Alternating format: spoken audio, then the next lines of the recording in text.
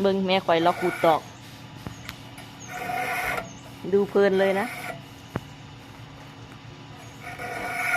วันนี้แค่จิบแกบอก5 มัดเองไม่ได้ขูดแต่ตอกนี่เฮ็ดหลายอย่างอยู่5 มัดก็ถ้าเป็นกระติบข้าวน้อยๆก็ได้มัด1ก็ได้3 ใบคิดเอาเอง จะเลี้ยวเองคิดเอาเองเราจะเบิ่งใกล้ๆเบิ่งเราตั้งกบดิล่ะมือแต่ละคนตั้งสิว่าคือกันเราตั้งจิ๊กอยู่เฮ็ดจิ๊กอยู่บางทีของข่อยตั้งข่อยสิตั้งสูงเลยกลางลำหุ่นแล้ว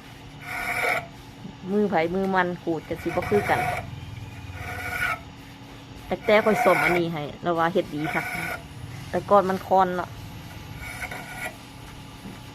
วันนี้จิบ5 มัดเองแกบอก